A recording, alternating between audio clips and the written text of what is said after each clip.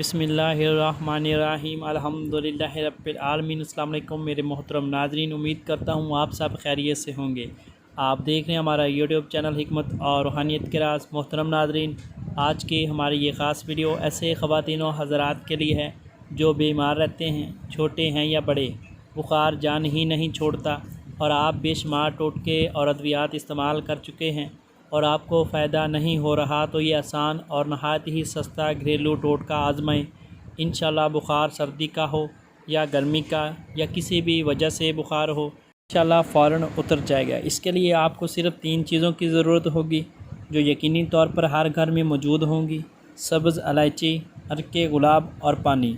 और इनके इस्तेमाल करने का तरीका भी बहुत सादा और आसान है।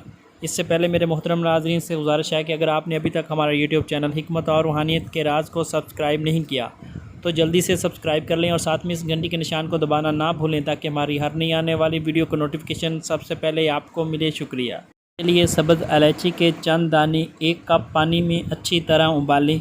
जब पानी का आधा कप रह जाए तो इसमें 3 से 4 चम्मच खाने के किसी भी अच्छी कंपनी के खालिस अरके गुलाब के मिक्स करें और मरीज़ को ये पानी पिला दें। इससे मरीज़ को बेहद पसीना आएगा और बुखार की वजह से जकड़ा हुआ जिस्म खुल जाएगा और अल्लाह के फजल से बुखार का ज़ोर भी टूट जाएगा।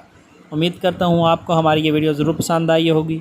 वीडियो अच्छी लगे तो लाइक और शेयर ज़रूर करें। मिलते हैं एक नई वीडियो के साथ, तब तक के लिए मैं अपने मोहतरम नाज़रीन से इजाज़त चाहूँगा। अल्लाह हाफ़िज़।